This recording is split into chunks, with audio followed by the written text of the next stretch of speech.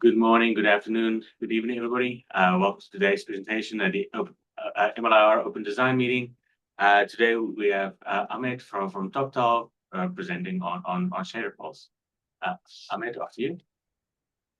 Thank you. So I'm Ahmed from Page. I'm been working on this compiler in my free time. I picked it up as because I saw it as an open project on MLIR Page, and I started working on it with Lai Zhang's mentoring. And so I've been working on it on and off for about a year now, but I had a really long gap last year when I was working on TinyGrad, and now I picked it up again, and I'm actively working on it since late summer, so a few months now, and I made some progress. So this is why I wanted to talk about Shaderpulse. So yeah, it's a Lexer, a parser, both handwritten, as a semantic analyzer and a code generator, both stages in various stages of completion. So the parser is a recursive distant parser. I start with the translation unit and then check for external declaration, variable declaration, and so on. I'm using the visitor pattern to traverse the EST that I parsed. Of course, you can traverse the EST manually, like looping through it, but I prefer the visitor-based pattern.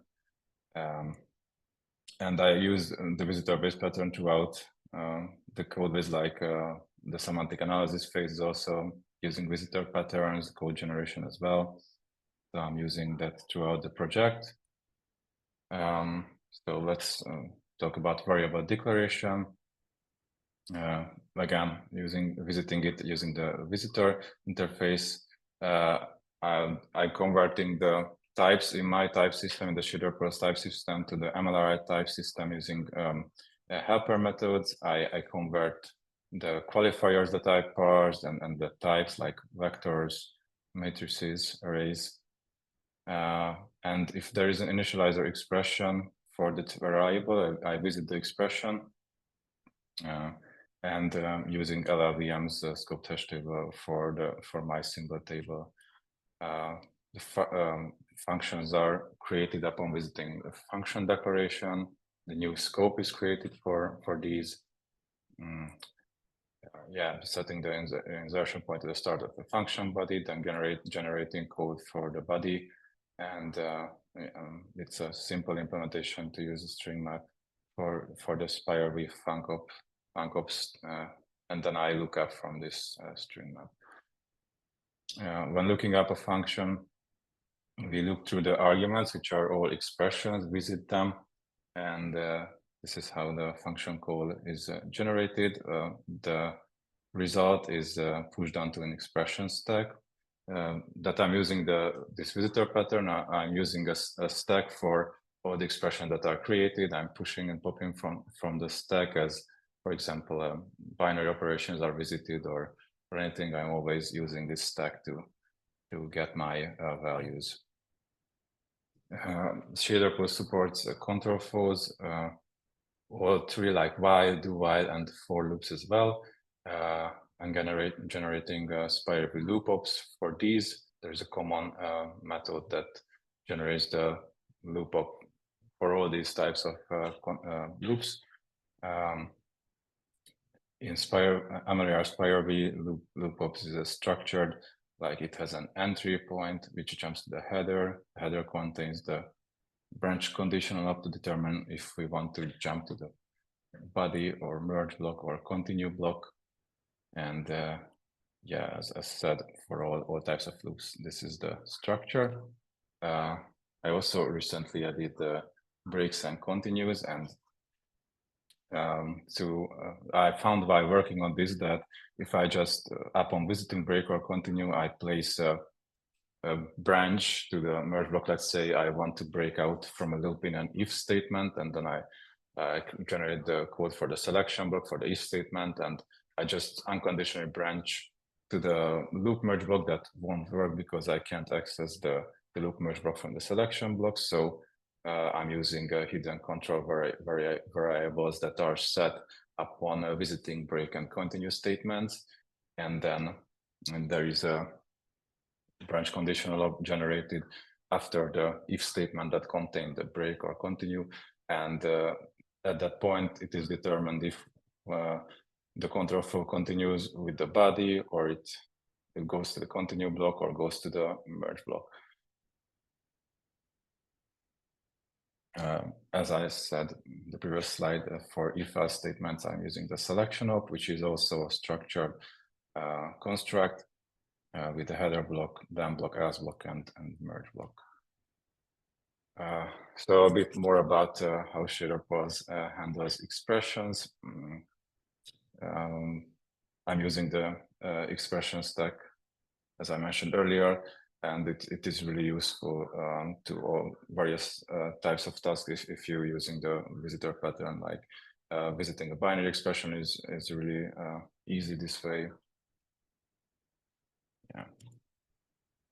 So for handling the types of expressions, let's say we're visiting an add or sub or mul operator. There are different operation based on operand types in SPIR-V, like iadd for if you want to add integers, or fadd if you want to add floating point values. And these are not, so you have the same operation if you want to add scalars or if you want to add vectors, for example. So I have these utility methods like isInt-like, isFloat-like, which returns, for example, isInt-like returns true for types that are like scalar integers or vector integers, and the check is really easy this way to determine which operation to pick. And the same is type-like concept is used in type conversions as well. Currently, Shaderpulse only supports explicit type conversions. In GLSL, you have, so it uses the constructor. So it looks like a constructor expression. It is a constructor expression, but unlike in C-style languages where you have the different syntax for a conversion. And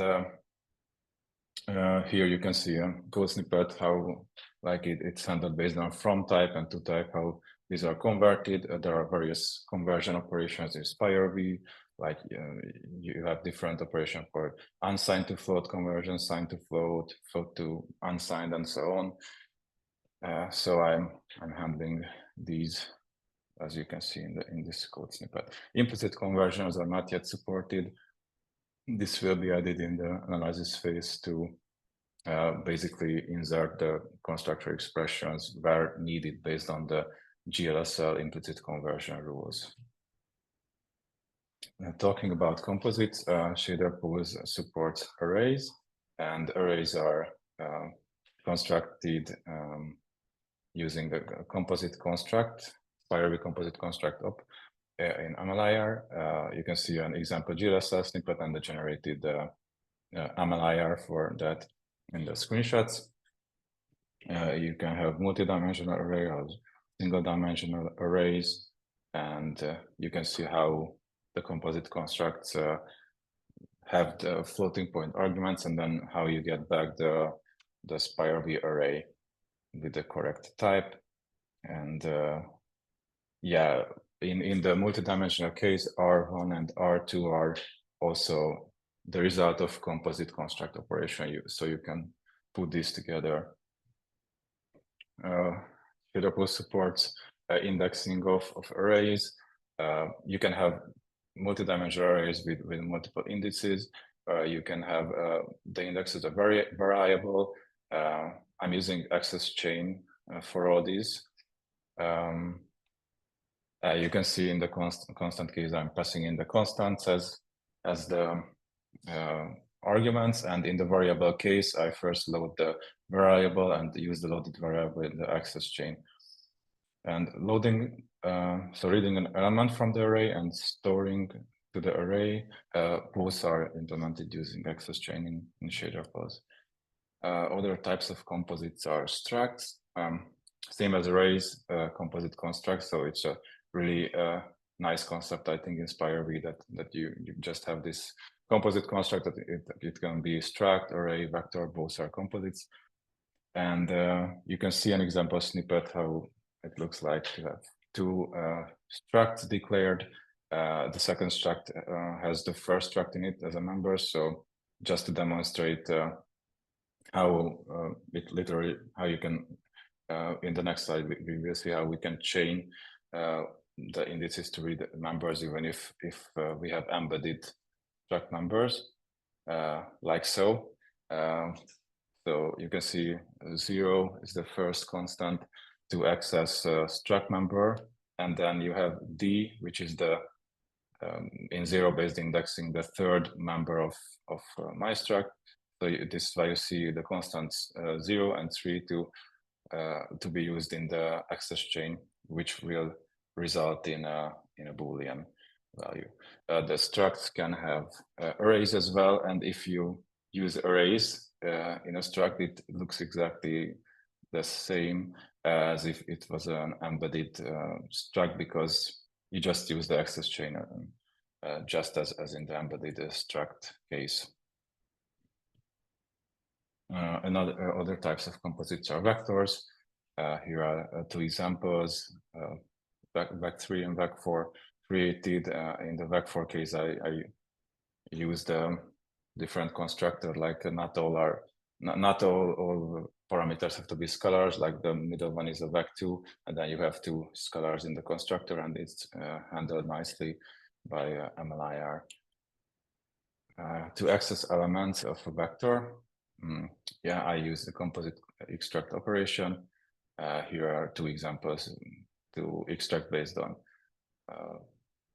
extract the first and the third element from a vector. You can use RGB or XYZ. And another fun operations you can do with vectors is you can swizzle them.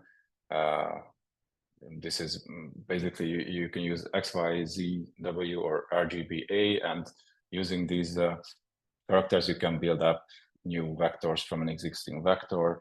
For example, in the first case, I reversed the vector because Z refers to the second, Y refers to the first index, and X to the 0 index, and now you have a reversed vector. And as you can see, it uses the vector shuffle MLIR SPIR-V operation, and you can go arbitrary deep with these chains. In the second example, I reversed it, then I did another swizzle, which results in a 2-element vector, and then I finished it with a composite extract at the end to extract an element. So this can be chained, yeah. Shaderpulse doesn't currently support if the swizzle is on the left-hand side, so that's to be added. And with Shaderpulse, currently I'm focusing on compute shaders first, because I feel like compute shaders are conceptually simpler, and SPIR-V MLIR is more complete from a compute standpoint. I support built-in compute vars, global invocation ID, workgroup ID, all these, and I'm using the built-in attribute, which is then converted to a SPIR-V decoration. So these variables will be decorated with the built-in attribute, and then you can add the storage class as well. Yeah, so shader storage buffer objects, to support those, I needed to add support to interface block, to parse interface block, and then handle them. You can see an example here from a shader I will demonstrate soon. You can see the global variables on the screenshot on the bottom of the screen, how the input storage class is added, how the types are correctly added, and also the binding attribute set on the image data. So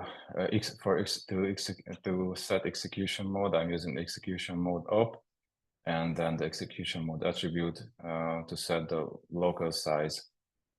Local size is defined like you can see in the screenshot.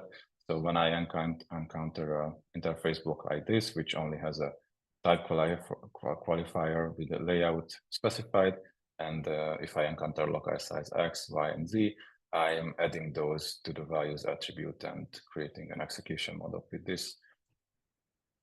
So let's try it out. So I brought two examples, one which I also posted on Discord. The Mandelbrot example, this was the first, well, let's call it real world example that I was able to compile. So this is how the GLSL looks like for this.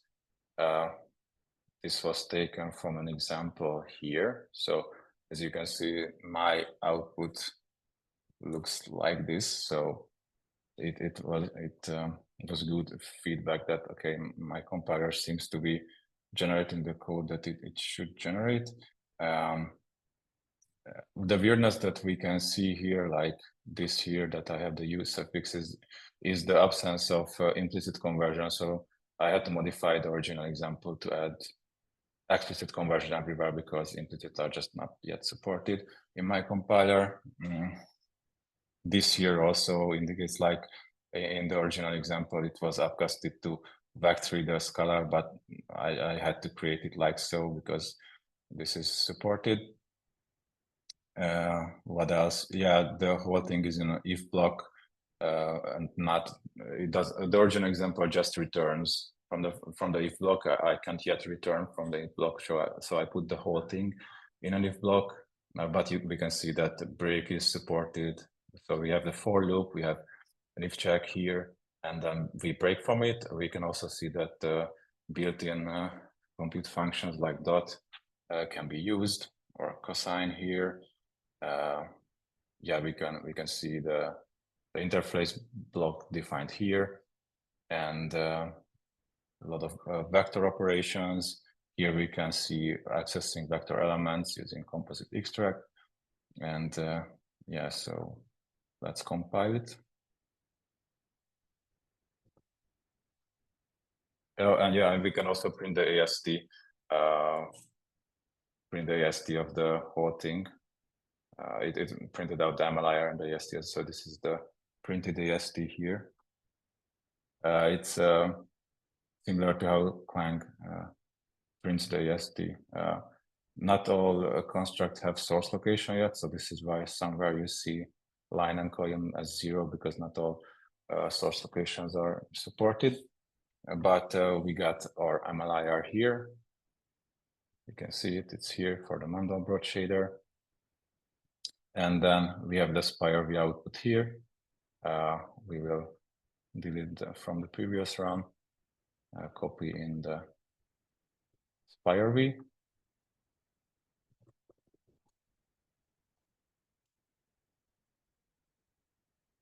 And we get our output here.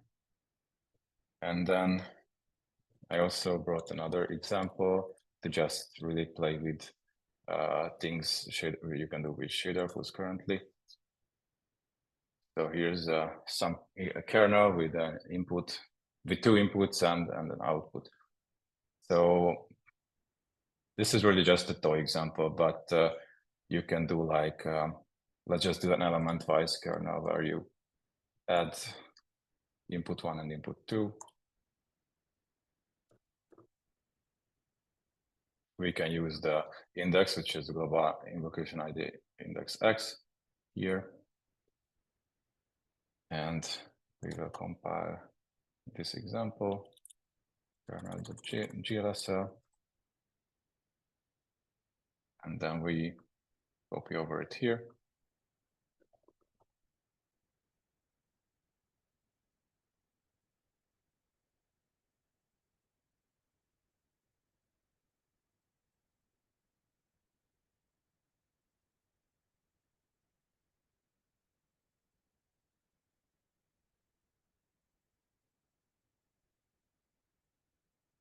Okay.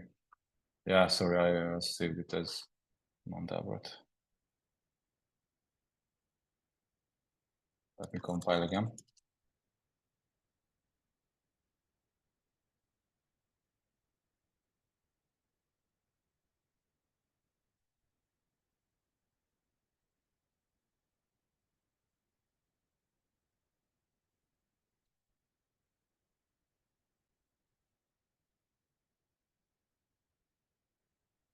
yeah, here we have the output. So the two inputs are initialized like both are initialized like 0, 1, and going all the way up. So when you add the two arrays, it's 0, 2. So basically, you add the same like the same elements together. So this is your output. Then I wrote a couple of cases like here we have a test array, here a test vector. So to demonstrate like breaking out from this loop and also demonstrate accessing an element. So let's break out from the loop when the iterator hits 1, which means we will pick 2 from this test array, and then we break. And so let's add that term to this. So now we should see these values plus 2. So.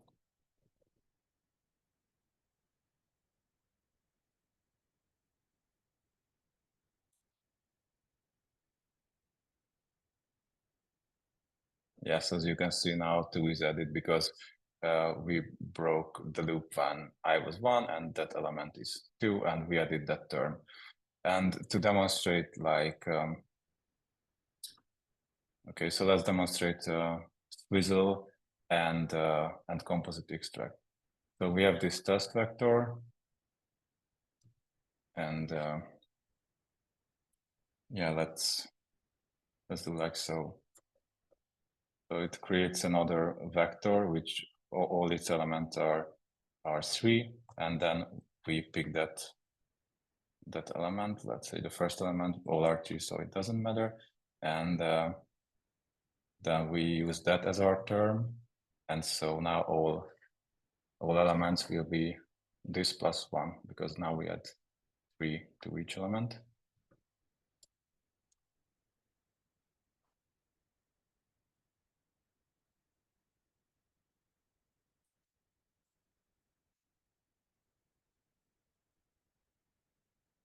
Yeah, so we can see our output here. Yes, we can also look at the generated code, like we can see the composite construct for our first array, then we can see the composite construct for our vector, and if we scroll down, we see the loop here with the selection block, which then breaks out of the loop. And here is our vector shuffle. So I see 2 vector shuffles. Oh yeah, because I also had this line here. This is the generated code for that. So 2 vector shuffles because I use 2 swizzle, and then I use a composite extract at the end. But the composite extract, so the swizzle for the term that I just added is another vector shuffle.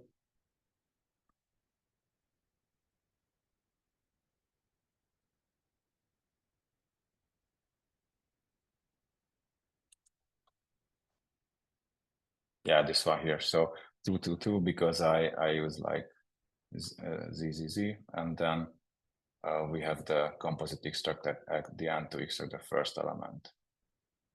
And we can see how our runtime array in the shader storage buffer object is used.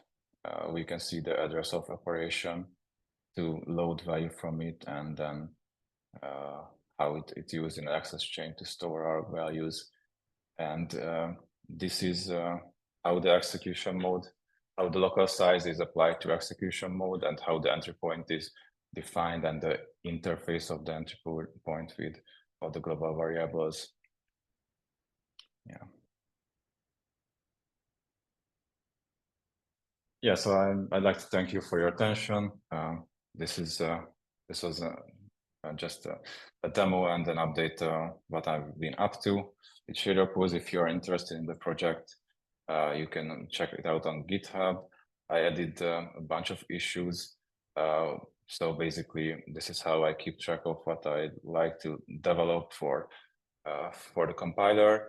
I added labels, which are to so that someone who works on can see which parts of the code base it affects, like if I want to support push contacts that needs code generation changes, like there are features that needs parser analysis and code generation changes as well. So I labeled based on those. I also have a good first issue here, and I have a CI running, which builds the whole thing and runs the unit tests and code generation tests. For code gen tests, I'm using check. So I think you're familiar with those. Yeah, like so. So yeah, I just wanted to talk about Shaderpulse to get more people involved, because I'm working on it in my free time, and I don't have so much free time, and I like it to be a real thing. This is still a long way to go, but I like to at first make compute shaders complete, and I also want to make it SPIR compliant. There's a lot to do on each stage of the compiler, and then I'd like to do graphics as well. Yeah, so as I mentioned it in the beginning, I was working on TinyGrad, and I was thinking of adding a Vulkan backend to TinyGrad, which would be a good use case for Shaderpulse, because then I could use Shaderpulse to generate the kernels from TinyGrad. Yeah, so I'd like to thank you for your attention. I hope you found it interesting, at least some parts of it interesting, and I hope you are interested enough to maybe join the development. Thank you. No, thank you very much. I'll open the floor up first for folks in the community. If anybody has any questions they want to ask. Maybe I'll get started. This is really, really cool. And I have a couple of questions. I'm curious, what was your experience like as, a user of MLIR and the SPIR-V dialect? Have you found something that was like not very ergonomic or like difficult to use? Any significant bugs that you have to work around, Basically, like, how is it like to be a user of MLIR? So yeah, thank you for finding the project cool. So I really like working with MLIR. I like it that it's much easier to create these constructs than writing my own SPIR-V stuff to generate SPIR-V directly. I think MLIR is very good, very easy to generate. I like the builder pattern. It's really cool, and the MLIR type system is really easy to use in general, and also for the SPIR-V types, it's pretty easy to use. So I would say from generating compute shaders in MLIR is really easy. So the hard part was it's hard to find examples. So what I did is, okay, let's say I want to look at how to generate vector shuffle. So in GitHub, I just looked at builder.create vector shuffle, and then I had some code examples, mainly from the LLVM repo, but some other projects as well, and it helped me how to use them in C++.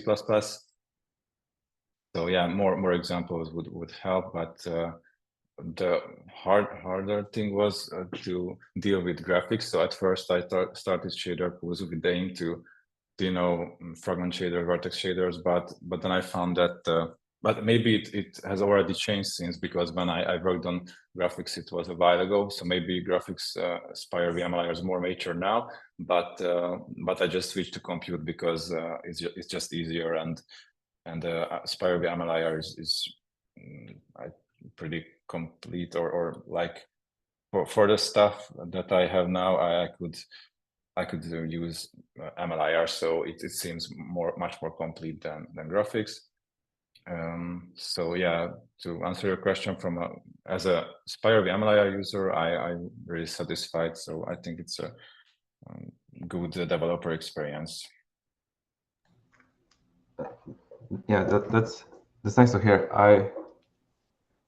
I think you mentioned this, but I think you found issues with doing like early returns or like breaks or something. I think you mentioned that.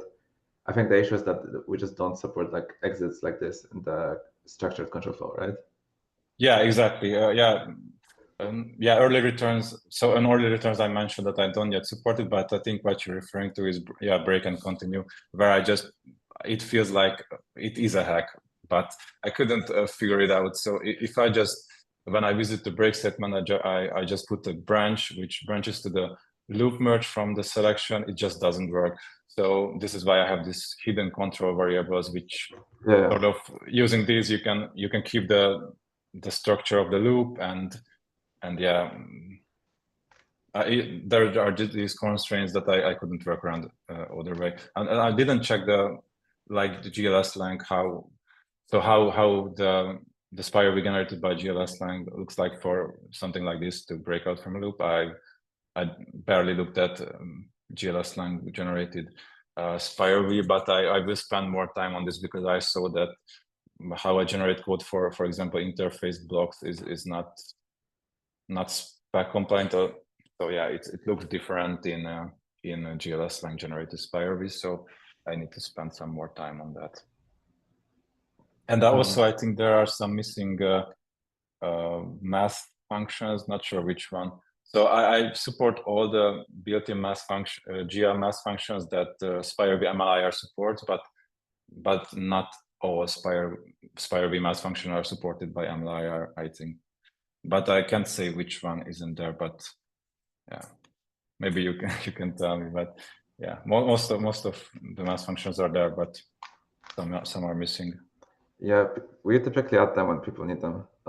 It's not like in general, like the SPIR-V dialect is not an exhaustive implementation of all of the SPIR-V spec. We typically add stuff as we need it. So if you find something missing, you can file an issue, or you can just submit a PR adding it. It's typically very easy to import new ops, unless they're like very exotic that we haven't had to deal with before. I have one more question.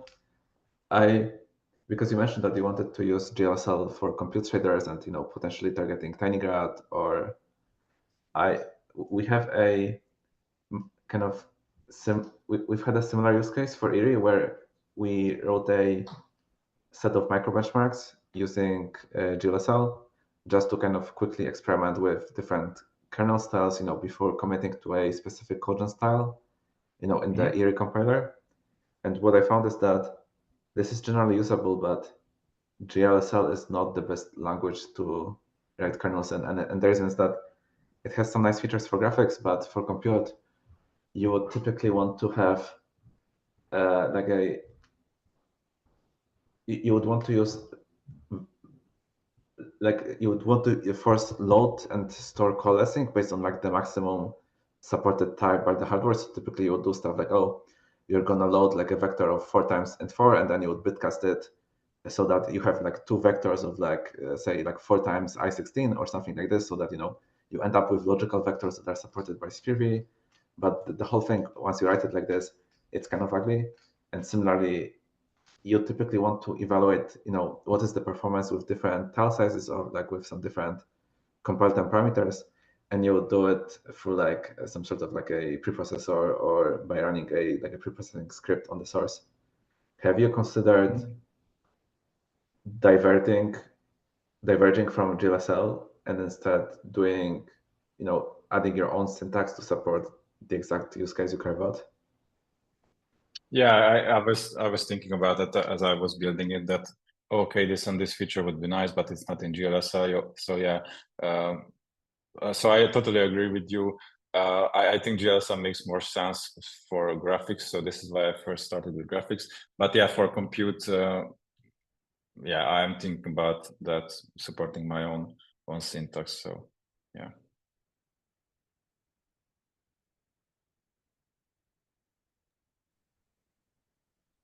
I think we had one question from Finley too in the chat. I don't know if Finley, if you want to ask it directly.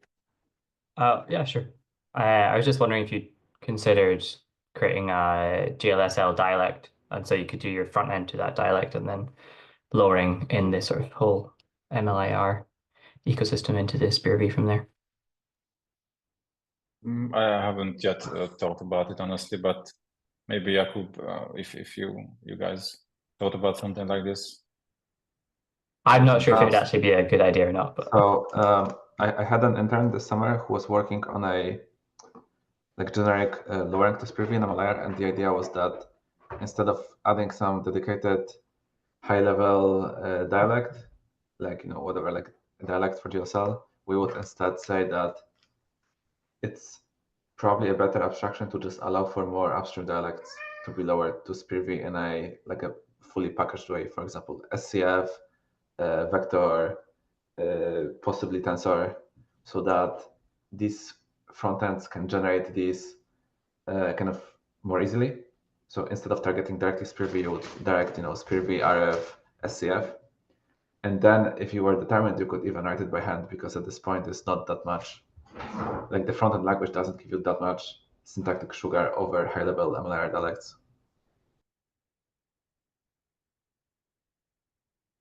So this is not fully usable right now. There are some examples in the in upstream MLIR. I think the most comprehensive example is a MADVEC kernel, which it does some memory accesses. It does it has a for loop. It has some vectors in it. It does warp reduction. So it pretty much shows how this can look like once all of the pieces are working. So are you kind of saying that there's not much benefit to a complete GLSL dialect, but maybe you could just use a collection of dialects and then add in little pieces you're missing? It depends on what you care about. I just adding a full dialect that mirrors a language is a big endeavor. You have to cover a lot of constructs. The surface area is very large. My intuition is that you can get pretty close to something usable by just deciding on a sub of MLIR dialects that are already there. Sure.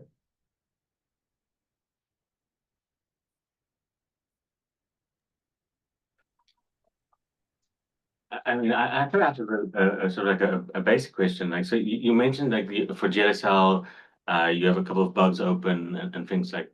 How close is your coverage to like the GLSL language, and sort of like what do you think is the biggest things missing that sort of would enable just downloading more arbitrary GSL and running it through? Yeah, well, from the parser, I think refactor is needed to, because I can parse a lot of stuff, but not everything is stack compliant. So, for example, postfix expressions is a good example. Yeah, so what is the biggest thing missing? So, for example, I support things like an array in a struct, but a struct, an array of structs is, for example, not supported, which is important. Maybe the biggest missing stuff is in the analyzer. So, I was sort of jumping between working. Now I work on parser and I work on analysis. Okay, let's have a working compute shader. So I need to do a lot of stuff in the code generation part. So currently, maybe what I should spend more time on is analyzing things I can generate code for. So there are a bunch of stuff that I can generate code for example, Swizzle, composite threads, but I don't analyze yet those expressions. So I would say analysis is a big thing, and reading the spec, there is so many things in the spec, like regarding constants and implicit conversions and really a lot of stuff to do. So yeah, it would be cool if someone could help out. Yeah. So yeah, even if for compute GLSL is not the best language to pick, there are still a bunch of GLSL shaders in the world. Like you can look at Shadertoy, for example, which is a collection of, I don't know, 100,000 or how many fragment shaders. So it would be really cool to have a GLSL compiler that targets MLIR and have an alternative maybe to GLSlang. I know it's a big project, but it's coming together step by step.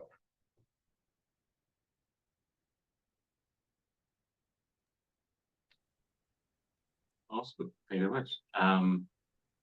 If nobody else has any more questions, I just want to, thank the speaker again. Amit, thanks for coming here and presenting this. And looking forward to hearing more from Shaderpulse in the future. And definitely, if you run into any issues or whatnot, feel free to ping on this course, and let's see if we can make the fundamental infrastructure better for everybody. Yeah. Thank you so much for the opportunity to speak about it, and thanks for the questions.